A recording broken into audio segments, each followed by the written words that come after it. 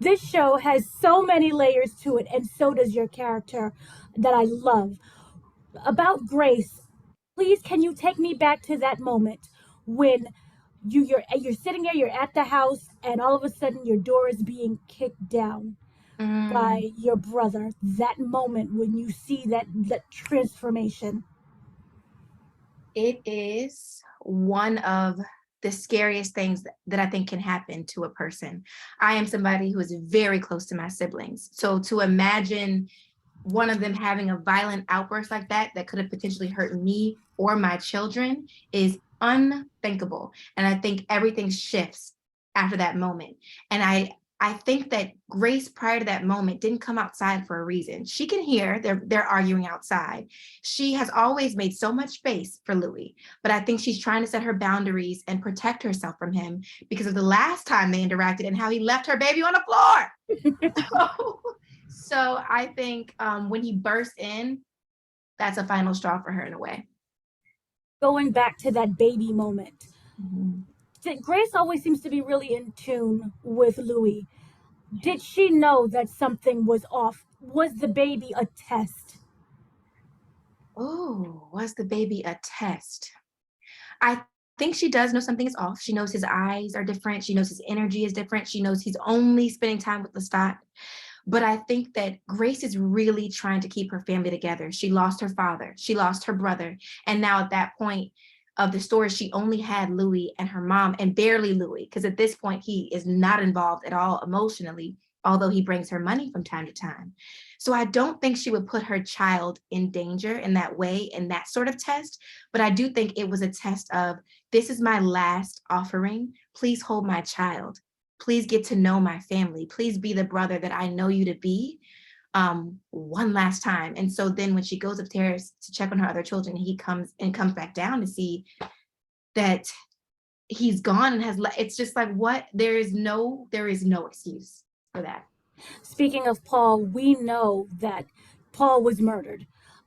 Previously to that, the character Grace wanted to put him into a institution because he wasn't doing well. Does Mm, she regret that moment? absolutely. I think that Grace lives with so much guilt because Paul passes the day after her wedding, and she knows how much trouble he was having with her getting married. And so even if it's not her fault, I think she feels a tremendous amount of guilt and always thinks about what could I have done differently? Although, like, Kaylin, the actor, is like, Grace, baby, you couldn't have done nothing differently. Like, it's not your fault. Um, it is something that she carries with her always for the rest of her life. Was there anything she could have done to save him? Grace now without Louis. Say again? Who is Grace now without Louis? Oh, who is Grace now without Grace is a wife. Grace is a mother. Grace is now a grown woman. But he has taken away her ability to be a sister, and which was one of her greatest identities, I do believe. She adores Louis, like as a twin, and to know that he, for a reason she cannot understand, because he won't tell her, has completely let her go, and her family is just torture. Is torture. Yeah. What I love about the family is there is racism on the show. There's different levels of it. You come from people with money and Yeah. power, Yeah. but yet the end of the day, still being called the N word. You Hmm. know. So, what do you feel that this version of Interview with the Vampire has to say overall about race in America and this story of Anne Rice? Mm, mm. So I would say, first and foremost, it's been a great honor to do research on Creole people, on free people of color, to understand what was happening in the 1900s during that time, colorism, racism, to understand where this family lives in that hierarchy and all that they were being put through, and also maybe putting people through as well. And I think what this story does beautifully it introduces this history, this culture, the swagger, the music, the lights, the dark of this time period, and expands Anne Rice's language and deepens it and complicates it in a different way. So I think the combination of the two explodes in a way that is really exciting for me. I'm honored to be a part of the legacy in this way, and the way that we are bringing these characters to fantasy, to this fantastical realm. I'm proud. I'm proud. It makes me happy to see these people on the screen. And one of my greatest goals was to hopefully have folks from New Orleans and Creole folks and free people of color, and to feel seen in a way. So I hope that we got that done.